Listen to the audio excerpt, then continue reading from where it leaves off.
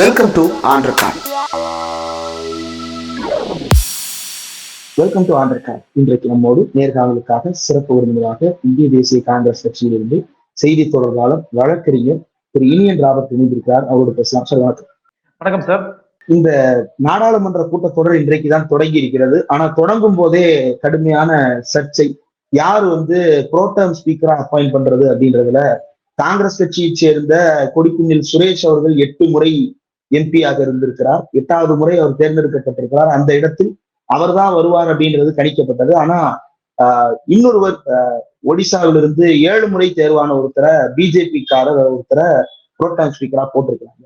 இதுல மரபுகள் மீறப்பட்டது அப்படின்னு சர்ச்சை உருவாகி இருக்கிறது. என்ன மரபு, இதுல என்ன சிக்கல்? இல்ல, முதல்ல உங்களுக்கு இந்த புரோட்டர்ம் ஸ்பீக்கர் என்பது ஒரு இடைக்கால சபாநாயகர் என்று பொருள். உங்களுக்கு நிரந்தரமான சபாநாயகர் வருவதற்கு முன்னாடி இந்த சபாநாயகர் நியமிக்கப்படுவார்.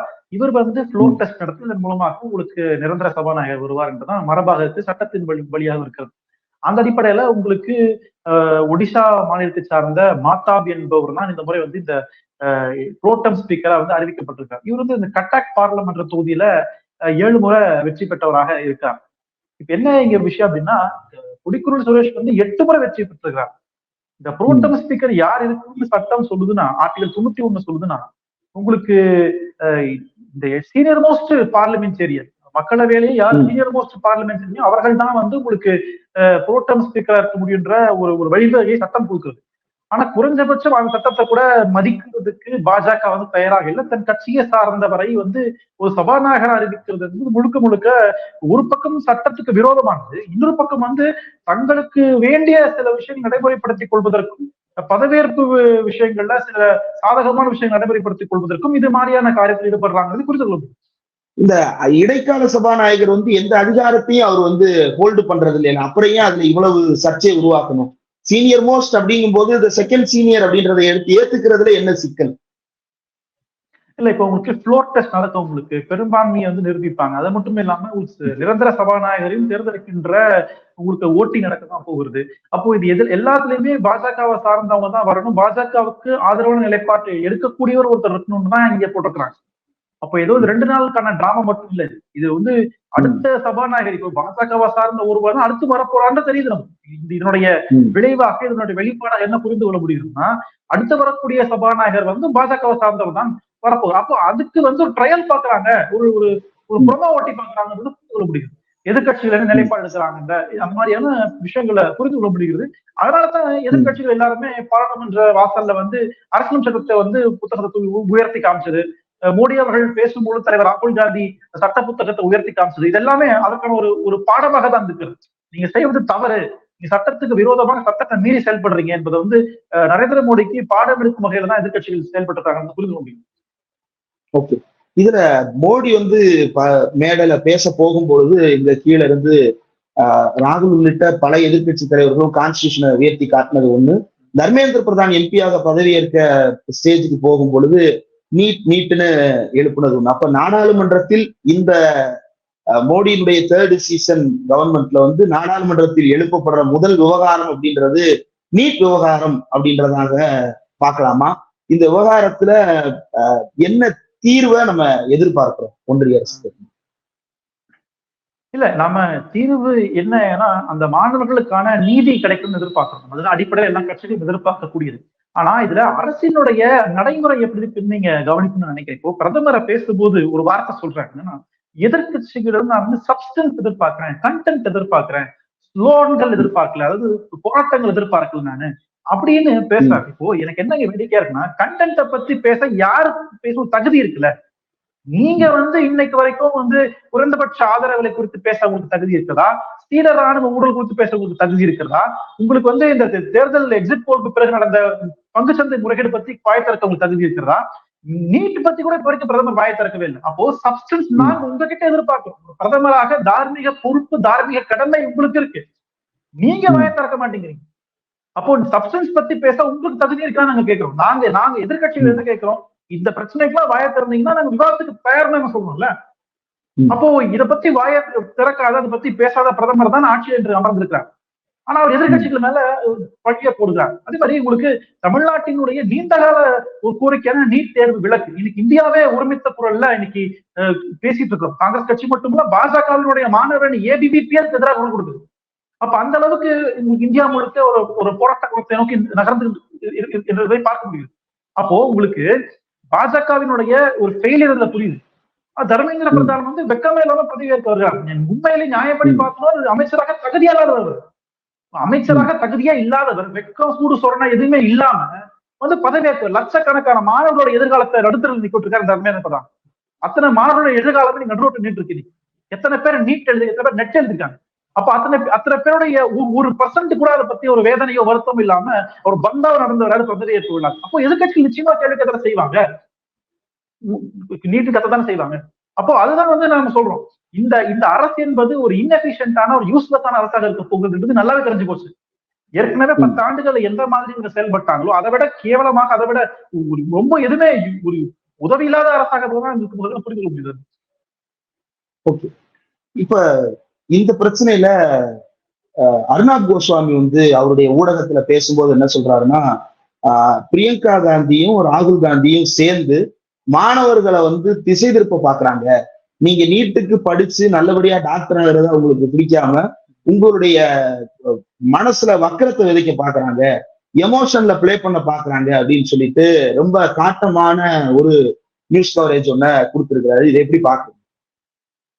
இல்லைங்க, யார் எமோஷன் வச்சு விளையாடுறதுன்றத தெளிவா புரிஞ்சுக்கணும். நாங்க என்னைக்காவது நாங்க வந்து கோவில் இடிச்சிருவான்னு நாங்க சொன்னோமா, நாங்க சொத்துக்களை பிடுங்கி கொடுக்குவோம், மக்களோட எமோஷன்ஸ்ல எப்போ நாங்க விளையாடணுங்க?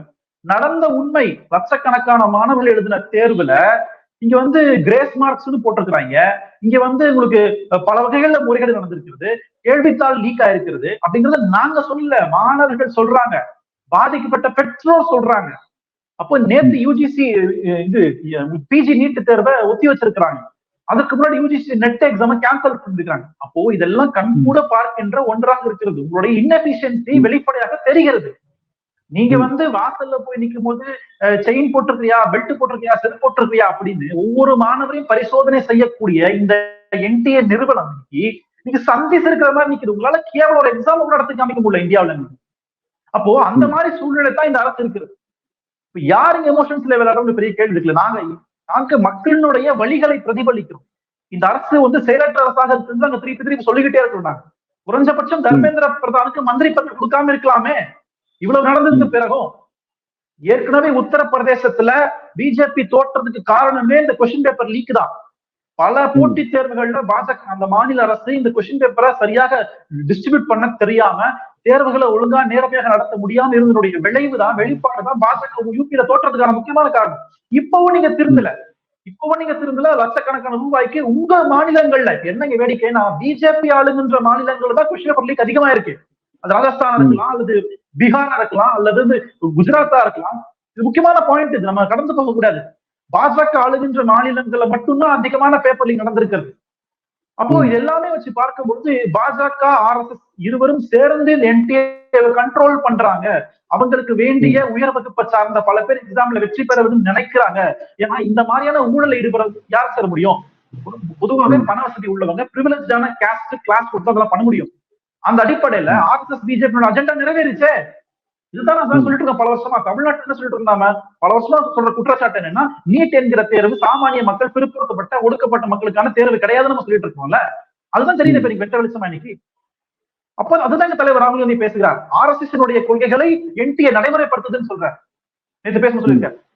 அப்ப இதை நாங்க வந்து வன்மையை கண்டிக்கிறோம். நிச்சயமாக என்டிஏ நேஷனல் டெஸ்டிங் ஏஜென்சி என்ற அமைப்பை கலைக்கப்பட வேண்டும். நீட் என்கிற தேர்வு நிறுத்தப்பட வேண்டும்.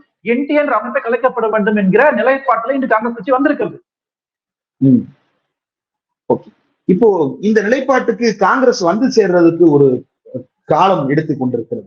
2019 எலெக்ஷன் மேனிபெஸ்டோலேயே நீட் குறித்து தெளிவான ஒரு நிலைப்பாடு வந்து அறிக்கையில பார்க்க முடிந்தது.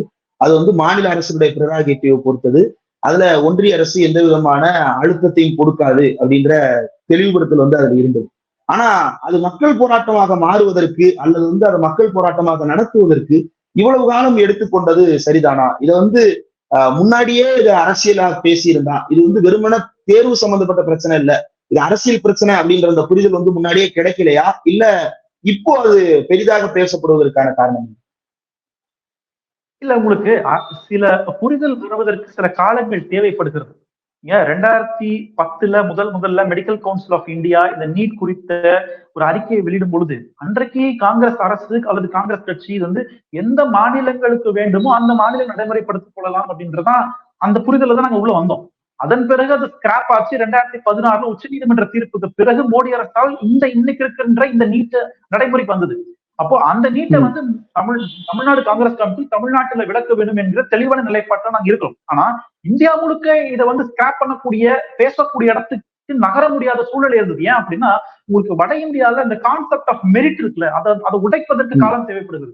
இப்ப நீங்க வந்து நீட் எக்ஸாம் வந்து மெரிட்டுக்கு எதிரான எக்ஸாம் மாதிரியான ஒரு பார்வையை நம்ம கொண்டு போகணும்னா அப்ப மெரிட்டையே நீங்க டிஸ்மேண்டல் பண்றீங்களா? நீங்க மெரிட்டுக்கு எதிராக பேசுறீங்களா? அப்போ அந்த மெரிட் என்கிற அந்த வார்த்தை ஒரு குளோரிஃபைடு வார்த்தையாக இருக்கு. அப்போ அது வந்து காங்கிரஸ் கட்சிக்கு மிகப்பெரிய ஒரு கடமையாக இருந்தது. அதை தகர்க்க வேண்டிய தூரமும் தள்ளி இருந்தது. ஆனா இன்றைக்கு அப்படி இல்லை.